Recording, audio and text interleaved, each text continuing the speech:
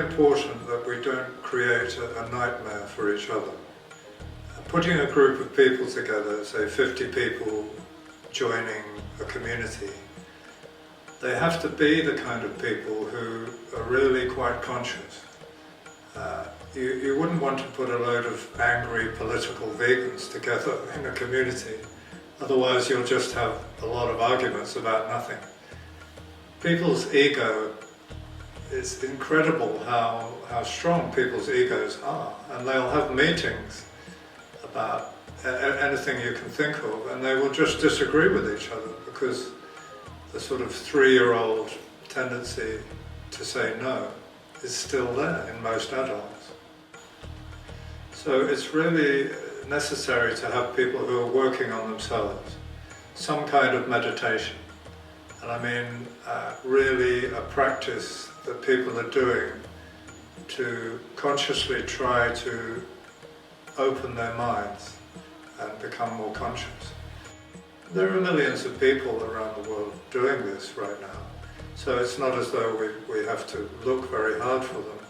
But we have to be clear that we want a community of meditators, people who are working on themselves and who positively want to create a life for each other which is friendly and positive and healthy and prosperous. You know, the old hippie poverty consciousness is not going to work. You have to create prosperity.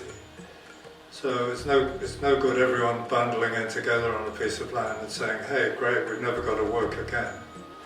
We're going to have to be responsible in the sense of having businesses, maybe market stalls. In France, one of the wonderful things is that every town has a market. So you can have a vegetable stall or a little cafe making vegan food, vegan chai, coffee, whatever it is. Or you can create businesses at the chateau or the castle. So in the old days there was a boss or a lord or a duke or a comte or somebody like that running it, but we don't need that anymore. We don't need a leader. If we're conscious enough, it's very important. I'd like to make the point, I don't want to be a leader. I want to be with people who don't need to be led. I want to just be one of the gang. You know, I'd like to do some gardening or repairing the place. I'm a stonemason, so I can build yurts and things. I don't want anywhere where people have any power over each other. So what we really want to encourage is for therapists, gourmet vegan chefs, or just vegan chefs who enjoy cooking, like permaculture experts, professionals of one sort or another, builders, anybody who's got creativity and enthusiasm. So we can have a viable community where people can make a living and not worry about money. You know, everybody will have to be financially independent, but obviously some people can work for the community and get paid for doing that. So we can create work for ourselves in a very pleasant environment.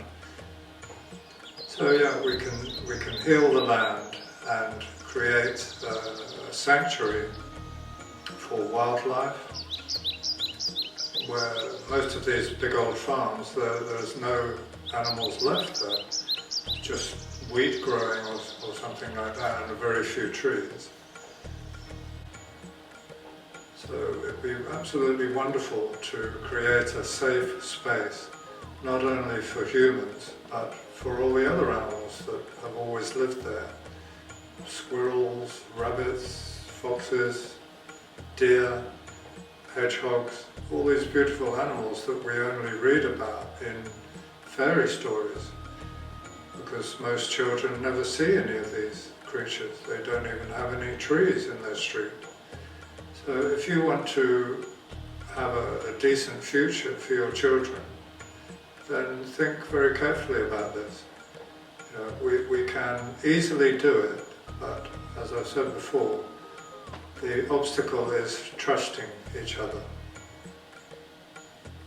So one of the really good things that's happening now is that a community of people around the world, mainly in touch through cyberspace and the internet, there really is a community, a very, very strong, thriving community of vegans around the world now.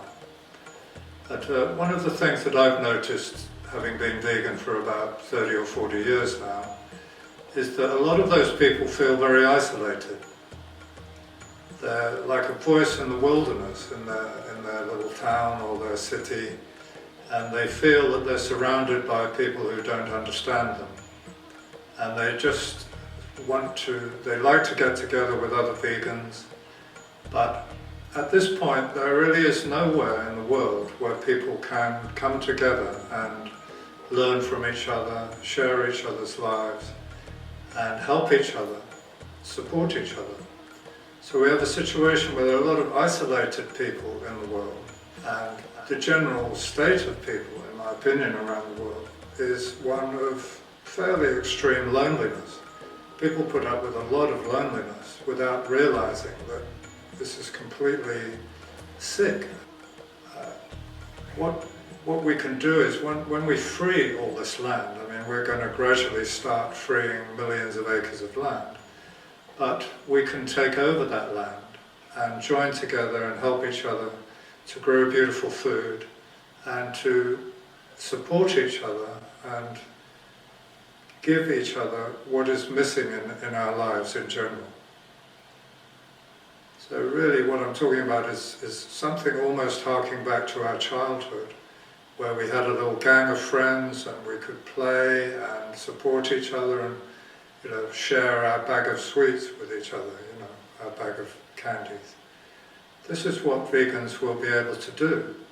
So recently I have been, well actually for quite a long time now, but I have been looking recently in the south of France, and most of those places have a lot of accommodation, farmhouses, barns, cottages. You might have a 20-bedroom chateau in the middle of it all, and maybe 100 acres of land. That's 40 hectares. So groups of people can get together and live together, but still have enough private space. So this is the way to go really, because I mean, nobody in their right mind would pay a huge amount of money for their own little house in London or New York and tie themselves up with a mortgage for the next 25 years. If they had the choice that they could have a house or a cabin or a little yurt or something in a community of like-minded people who are going to understand them and support them.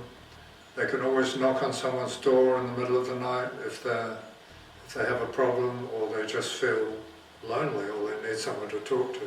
So this is the way we can go. And it's actually very easy.